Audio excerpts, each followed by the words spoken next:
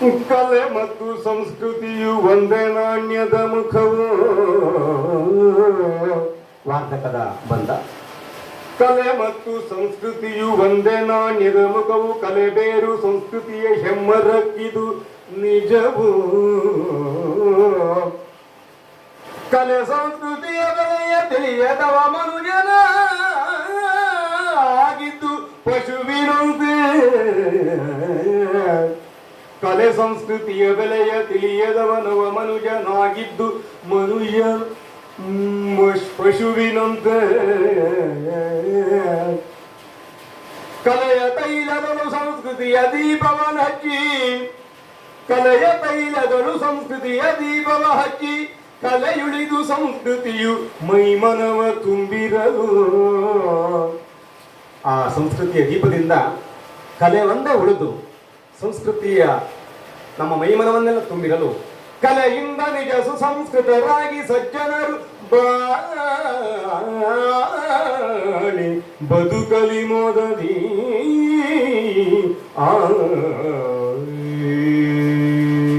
ಇನ್ನೊಂದು ಭಾವಿನಿ. ಸಂಸ್ಕೃತಿಯ ನುಡಿಸುವರೆ ಜಗತಿಸು. ಸಂಸ್ಕೃತಿಯ ನುಡಿಸುವರೆ ಜಗತಿಸು ಸಂಸ್ಕೃತರ ಪಾಲಿಹುದು. ಸಂಸ್ಕೃತಿಯ ನುಡಿಸುವರೆ ಜಗತಿಸು ಸಂಸ್ಕೃತರ ಪಾಲಿಹುದು. ನಿಜ ಸಂಸ್ಕೃತಿಯ ನಾವೆಲ್ಲ ಉಳಿಸುವ ಕಲೆಯ ಉಳಿಸುತ್ತ. ನಿಜ ಸಂಸ್ಕೃತಿಯ ಉಳಿಸುವ ನಿಜ ಸಂಸ್ಕೃತಿಯ ನಾವೆಲ್ಲ ಉಳಿಸುವ ಕಲೆಯ ನುಡಿಸುತ್ತ. ಸಂಸ್ಕೃತಿಯ ಜೀವಾಳ ಮಕ್ಕಳು. ನಮ್ಮ ಸಂಸ್ಕೃತಿಯ ಜೀವಾಳ ಖಂಡಿತಕ್ಕೂ ಮಕ್ಕಳೇ ಹೌದು. ಸಂಸ್ಕೃತಿಯ ಜೀವಾಳ ಮಕ್ಕಳು ಸಾಂಸ್ಕೃತಿಕ ಮನಸ್ಸಿಂದ ಬೆಳೆದರೆ ಅಸಂಸ್ಕೃತಿಯು ದೂರಾಗಿ. ಅಸಂಸ್ಕೃತಿಯು ದೂರಾಗಿ ಸಾಂಸ್ಕೃತಿಕ ಮನಸ್ಸಿಂದ ಬೆಳೆದರ ಸಂಸ್ಕೃತಿಯು ಅಸಂಸ್ಕೃತಿಯು ದೂರಾಗಿ ಮಂಗಳವಪ್ಪುದು ಈ ಜಗಗೆ.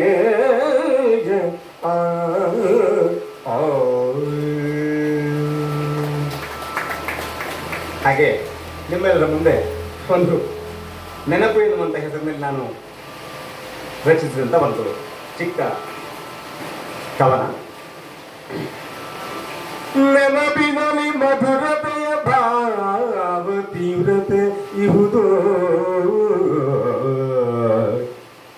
ನೆನಪಿನಲ್ಲಿ ಮಧುರತೆಯ ಭಾವ ತೀವ್ರತೆ ಇಹುದು.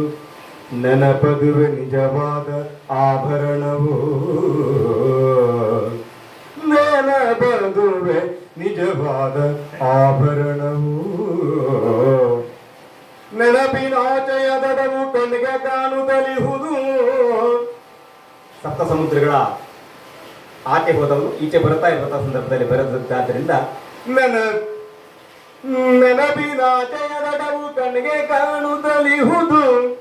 ನೆನಪೊಂದೆ ಸಾಕೆಂದು ಅಣಕಿಸುತ್ತ.